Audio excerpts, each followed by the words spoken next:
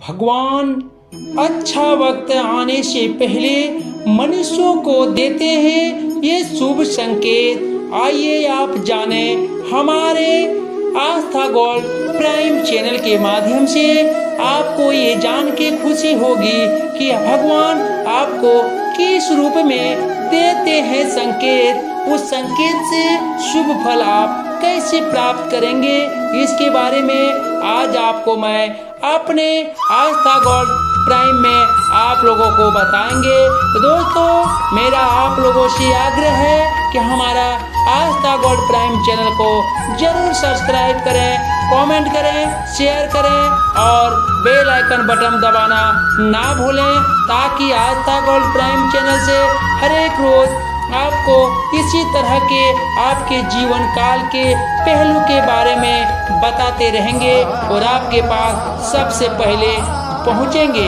तो दोस्तों, जाने भगवान अच्छा वक्त आने से पहले किस रूप से आपको भेजते हैं संकेत। तो जाने भाग्य से ज्यादा और समय से पहले किसी को कुछ नहीं मिलता है दोस्तों। जिसकी किस्मत में जितना लिखा होगा उसे उतना ही मिलने वाले हैं और समय आने पर ही मिलेगा। इसलिए समय की व्यक्ति के जीवन में अहम भूमिका होते हैं। मानव जीवन में कभी कभी इंसान के जीवन में अच्छा समय आता है तो कभी बुरा समय भी आता है। कहा जाता है कि जैसे अच्छा वक्त इंसान के जीवन में अधिक देर तक नहीं टिक ठहरता, वैसे ही बुरा समय भी ज्यादा देर तक नहीं टिकता है दोस्तों।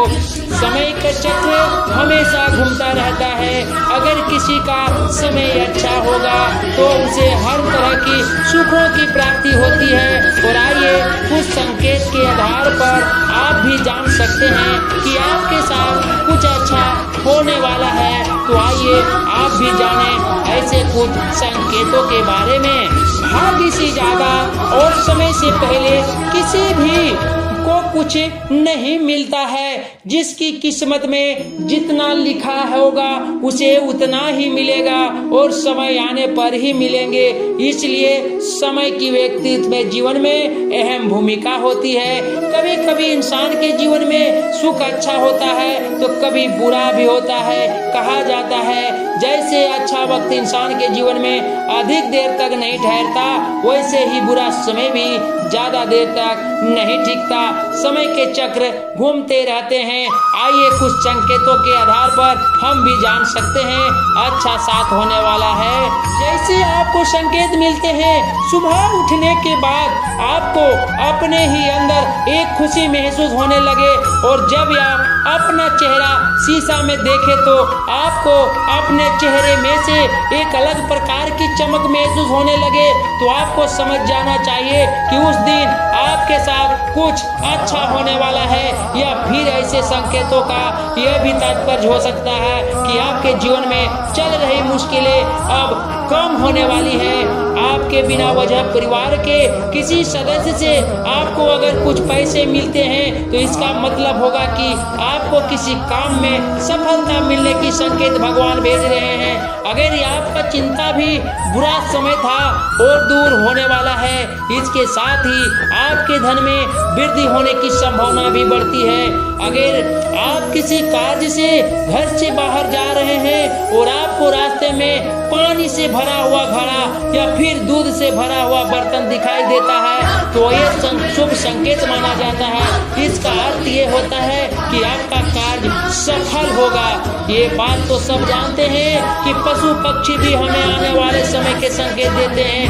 अगर आपके घर या आसपास बिल्ली बच्चों को जन्म देती है तो ये अच्छे समय के संकेत हैं। और यदि आपको घर से बाहर जाते समय कोई हंसता हुआ बच्चा दिखाई दे जाए तो समझ जाना चाहिए कि अच्छे दिन आने वाले हैं। इसके साथ ही आपका दिन शुभ बीतने वाले हैं। इस संकेत को आप शुभ माने।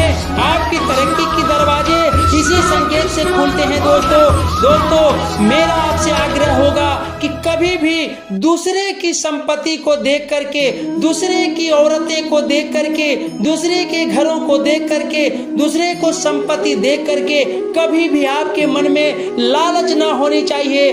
कभी भी मानव को अपने मन में लालच की मन में नहीं आनी चाहिए कि वो उसका ऐसा है, मेरा भी हो जाना चाहिए। ये कदापि नहीं सोचना चाहिए दोस्तों। मानव के जीवन में कब सुख आएगी आपको पता नहीं है। भगवान तो संकेत देते हैं, आप ग्रहण नहीं कर सकते हैं।